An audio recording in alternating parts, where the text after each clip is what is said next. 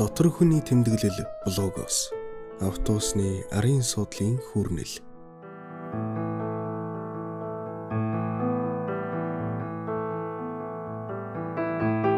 Намайг хартаа бариулн хэртээ суудлан цоорхоо бие цогцыг минь тогтож суугаад нэг ажиглаач.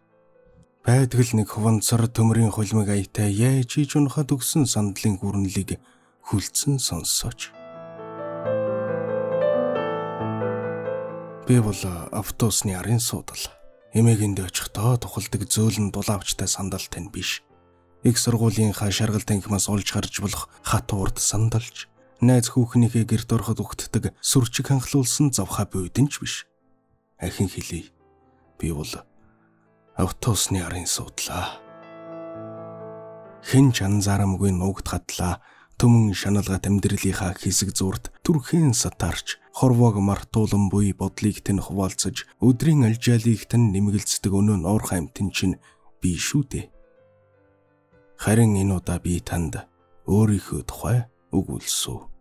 Үргэлж нэг урсгалаар дахин давтагдах эгэл өдрүүдийн урсгалаар орших ямар багтлаар та төсөлж байна уу?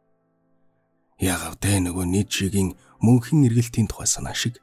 Өдөр бүр нэг өдөр шиг байг гэхэд тодорхой нэг хугацаанд эргэн эргэсээр нэг л хэвэндээ үргэлжлээд байх мэт. Мэт гэсэн үг чийлүүд нь бүр ив ижилхэн. Бодхоос хар дарам энэ бодол намайг залхааж өргөдөг юм. Би чинь энэ чиглэлээр өдөр бүр өөрийн бус өөр нэгэн хүчээр эргэлдэж нэг газараа Христэд ил зовдлуулж өргөсөн хөөр хийлэлт суудал шүү дээ. Гэхдээ намайг ивэлэн өрөвдөх гэж яарад хэрэггүй. Үнэн төрхийг минь харчаад сурсан зангаар намайг үзэн ядах чинь билүү. Хүмүүс та нар нэг л өдөр хайртай байснаа муу мухайг нь олж хараад бүр өөрөө үүсгэн бий болгочход үзэж яддаг улс шүү дээ. Би та нарыгаа мэдхтэйгээ. За тэгэхээр өдөр бүр бол миний хувьд бүхлээрээ нэг өдөр юм. Өөр гэсний утга учир надад үл байх тул надад өнгөрсөн ирээдүй өнөө үе ч гэж байхгүй. Тиймээс цаашдын яриа маань тэгэхэд нэг удаа эртээд гэсэн бүдүүн болох үгсээр үргэлжилхийг хүндэт зорчигч та болгооно. Нэрэн дараагийн буудал хүртэл жаахан төгжрөх тул таныг залхахгүй. Таач хаа нэгтэй яаран яваа байлгүй. Хүмүүс үргэлжил нэг талаас нөгөө тал руу нэг хүнээс өөр нэг рүү өөрийгөө тушаахаар яарч сандралтаж явдаг юм. Тэгээд яарчхад нидэр дээрээ юу ч мэдрэхгүй. Хайртай гэж хэд яг хайр шигэ зүйлс юу ч хийдэггүй нь хачин. Эгэл нэгэн суудал би харин дараах 3 түүхээр таныг түрхэн сатааруулъя.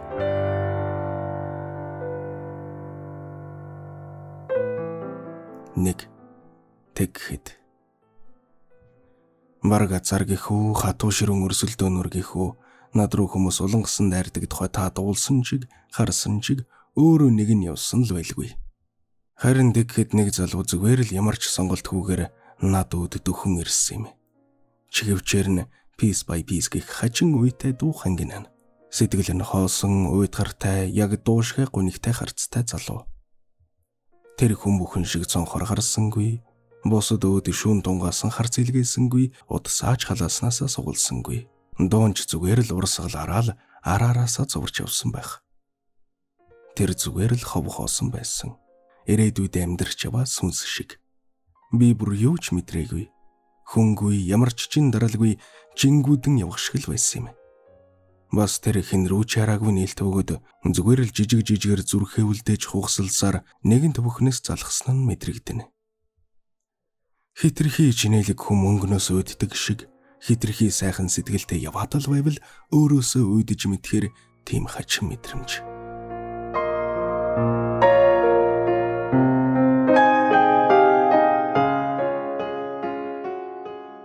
Хоёр нэг удаа урд игнэнээс дайжин арга шахалдан багшрах олон түмний дундаас ёстой хурдны сайнар нэг өхөн юуг над дээр үсрэн гарлаа.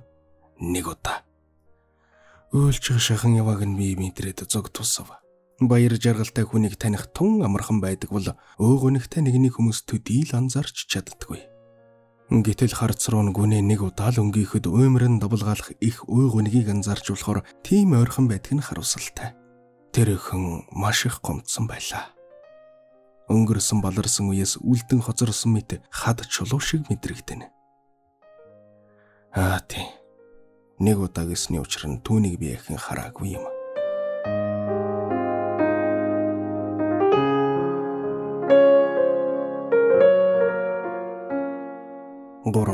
Эртээд.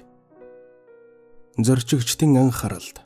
Хэрв эрхэм зорчигч та хэн нэгнээс юм асуух юм бол хизээ гэж бүү асууна уу? Тэд мартчихсан байгаа. Харин юу гэдгийг нь асуулт орохноо хүссэн хариулт авах болно. Бас бариулаасаа сайн барьж явахгүй бол хариулт авмагцаа газар унгаж мэднэ шүү. Хизээч үлээ надад цорганцуудаа эрх чөлөө мэдрэгдсэн явдал болсон юм. Тэр хүн над дээр суугаад хорвогийн дүмэн дэнлээ удсаараа толцсонгүй, дууж сонссонгүй, амьдралаа чирэгцүүлсэнгүй, ном сэтгүүлч гаргаж юмжирдсэнгүй. Бүр барахгүй тэр миний тухай бодож байгаа нь намайг ёстой л мэл гайхшруулж цэл хөхрүүлэх гээчин явдал байлаа. Очиж миний тухай шүү.